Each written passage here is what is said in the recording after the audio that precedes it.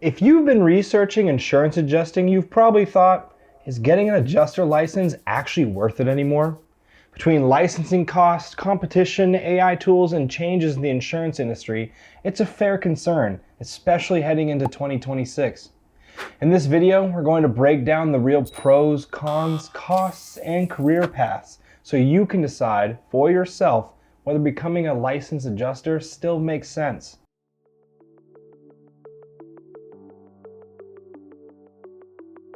Hey everyone, I'm Josh Chin with AdjusterPro.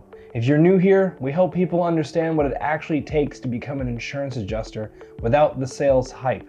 Before we talk money or job outlook, we need to define what worth it is. For most people, that comes down to three things: cost to get licensed, time and investment, and realistic earning potential and job stability. An adjuster license is not a guarantee of income. It's a tool. Whether it's worth it depends on how you plan to use it. In most states, becoming a licensed adjuster includes a pre-licensing or exam prep course, a state licensing exam, application fees and fingerprinting fees, ongoing renewals, and continuing education.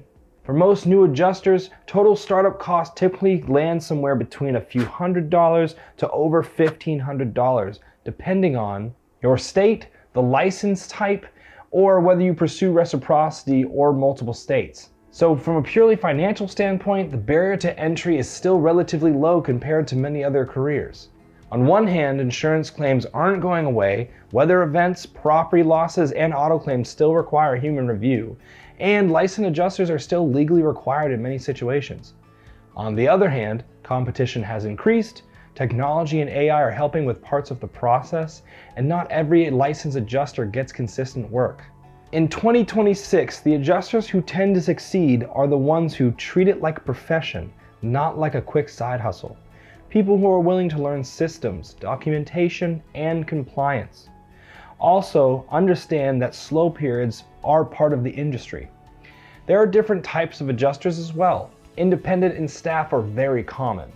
As an independent adjuster, a license would be worth it for you if you are looking for flexibility and independent work, are comfortable with variable income, can travel or deploy during high demand periods, and are willing to keep learning as long as the industry evolves. If you wanted to pursue a career in staff adjusting, the license would be worth it for you if you want a steady income, rather have set work hours, and are wanting to stick to a certain type of claim. It also makes sense for construction professionals, inspectors, and people transitioning from related fields. It may not be worth it if you are not comfortable with licensing rules and continuing education, you don't want to deal with documentation, timelines, or compliance. Being honest about this up front can save people time and money. So, is an adjuster license worth it in 2026?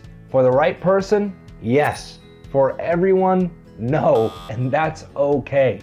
If you want help understanding licensing in your state or what the path actually looks like, check out the resources at AdjusterPro.com. If this video helped, give it a like and subscribe. It helps us out a ton. And drop your state in the comments. I will read every single one. In the meantime, I hope you learned something, and I will see you in the next video.